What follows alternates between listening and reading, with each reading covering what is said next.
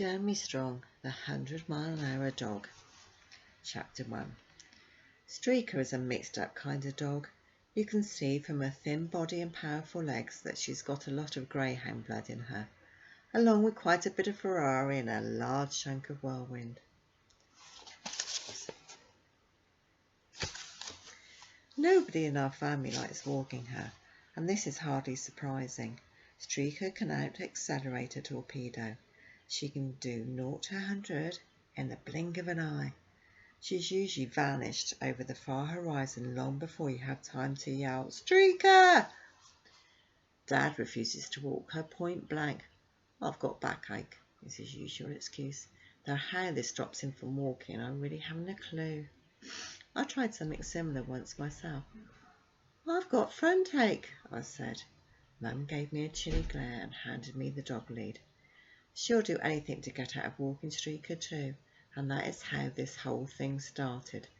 I ended up having the craziest Easter holiday you can imagine.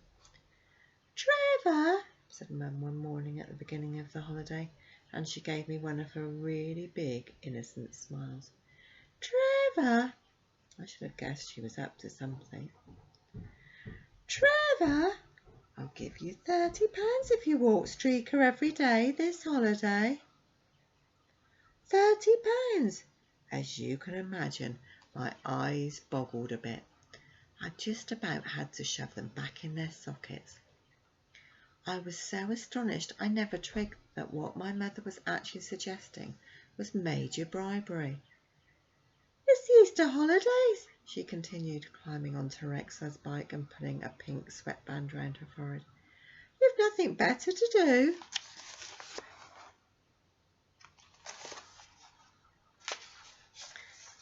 £30, I repeated. "Walk her every day for 2 weeks. Mum nodded and began to pedal.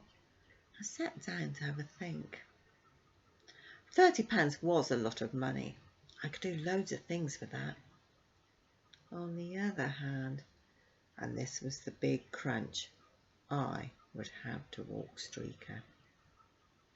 Now, if someone came up to you in the street and said, "Hey, what's the worst torture you can think of?" You might suggest boiling in oil, or having to watch golf on TV with your dad, or even the 9 times table, which is one of my personal nightmares.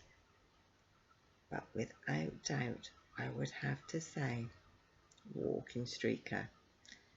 This was going to be a big decision for me. I reckon there had to be some way of controlling Streaker. After all, she was only a dog. Humans are cleverer than animals. Humans have bigger brains. Humans rule the animal kingdom.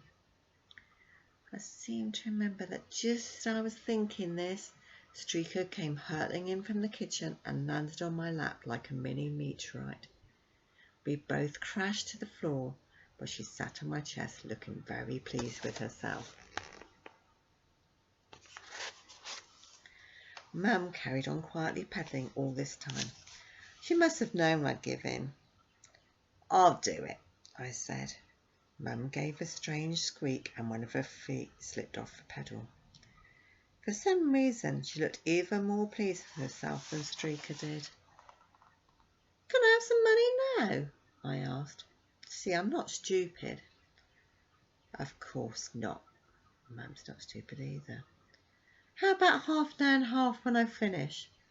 Mum freewheeled. "At the end of the holiday, when the job is finished, I'll give you the money." So that was that. I had agreed to walk the dog every day for 2 weeks, and that turned out to be only one of my problems that Easter. I must have been totally mad.